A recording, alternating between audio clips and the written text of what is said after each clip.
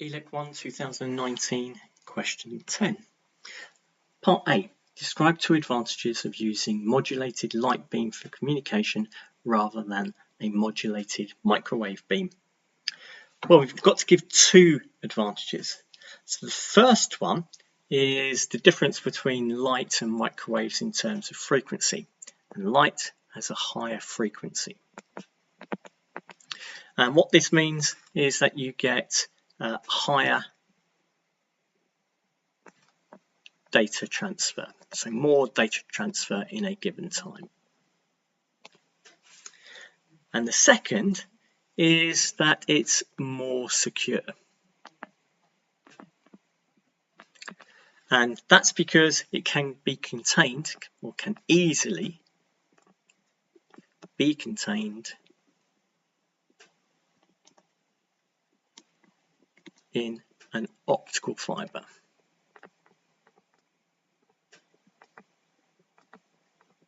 Whereas a microwave can't. Okay, part B. Why is frequency modulation preferable to amplitude modulation when designing a radio communications link in a region susceptible to high levels of electrical noise? Well, we need to think about what electrical noise does to a radio signal, and in particular an AM and not to an FM. And this is because you get those unwanted spikes, you get the changes in amplitude of the signal. Well, what this means for AM is because the signal is carried as amplitude variation, so because the signal is carried as amplitude variation, noise can be seen in the signal. So noise can be seen in the signal. Whereas FM is about frequency modulation. So and so therefore it's the frequency and the variation in the frequency which is important, and amplitude is irrelevant. So FM amplitude is irrelevant, and what this means is noise doesn't affect the signal.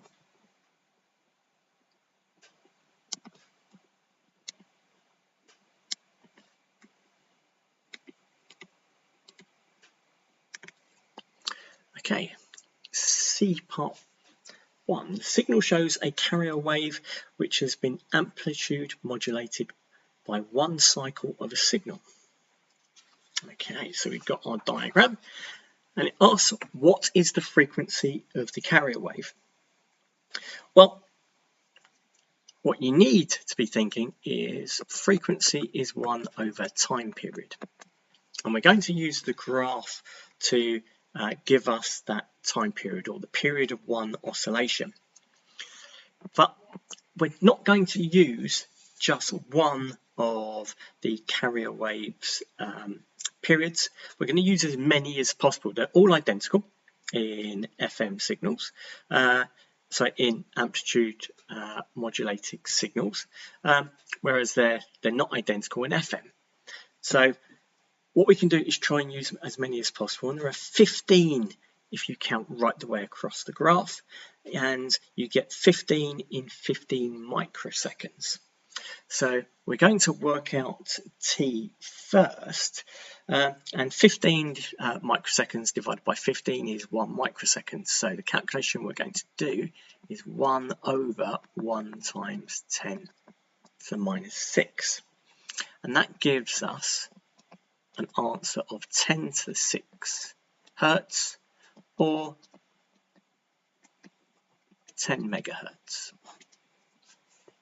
Okay, for part 2. What is the wavelength of the carrier wave, assuming that electromagnetic waves travel at 3 times 10 to the 6? Well, wavelength is speed divided by frequency. We've been told that we've got to assume this travels at 3 times 10 to the 8 meters per second.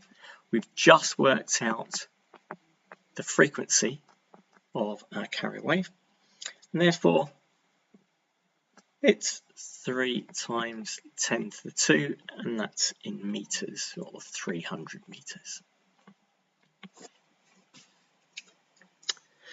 Part 3. What is the depth of modulation of the carrier wave? Well, we need, as far as this is concerned, to go to the equation sheet and pull up the correct equation, and depth of modulation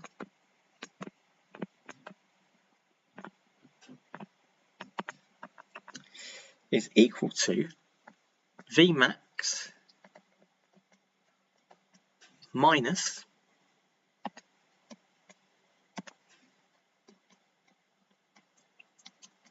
Vmin over Vmax plus Vmin. And what it does is it gives us an answer as a percentage. And so we're going to multiply this by 100%.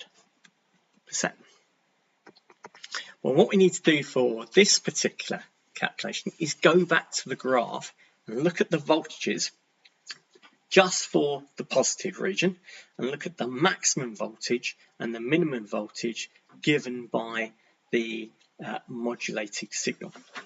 And what we get are values of 7 and 3. So it's going to be 7 minus 3 over 7 plus 3, which is 4 over 10. But we're going to quote it as a percentage, so therefore the answer is 40%. Okay, part 4. What is the likely consequence of overmodulation? Now, overmodulation is where you get a flatline zones between periods where you can see the modulated signal. And it's something you don't want, and there's a variety of things that this can give you in terms of your signal distortion, increased bandwidth, because you're increasing the frequency of the signal. That can mean interference with adjacent signals. But the one that I'm going to give as my particular answer is the original signal won't be able to be recovered. So original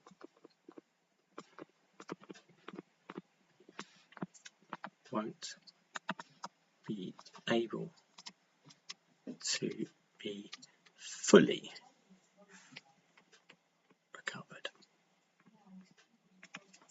And that's because those dead zones mean that there's a chance that you might actually lose key bits of information. Now, this is rectified in a good AM radio transmitter with a automatic gain control unit. Right, so D. For D, a 200 megahertz carrier wave is frequency modulated by a 6-volt peak-to-peak signal with a frequency of 10 kilohertz. The instantaneous carrier frequency varies between 199.9 and 200.1 megahertz. Calculate the modulation index. Well, modulation index equation is beta equals delta FC, or the variation in the carrier frequency, divided by Fi, which is the frequency of the information signal. Now, the variation is found by that value of 199.9 and 200.1 megahertz. Now, this is above and below FC, so the variation isn't 0.2 megahertz, but it's 0.1 because you've got that variation either side of FC, and it's the variation from FC. So we're going to use 0.1 times 10 to the 6 for delta FC, and we're going to divide that by our 10 kilohertz. And that gives us an answer of 10. So our modulation index is 10, which is quite high for a modulation index. And then finally, for part 2, calculate the signal bandwidth. Now, again, you need to go back to the data sheet, find the equation for FM bandwidth, and that is 2 delta FC plus Fi, which is 0.1 times 10 to the 6 plus 10 times 10 to the 3. And that gives us an answer of 220,000. And because its bandwidth is going to be in hertz, or 220 kilohertz. And so concludes question 10 and paper 1.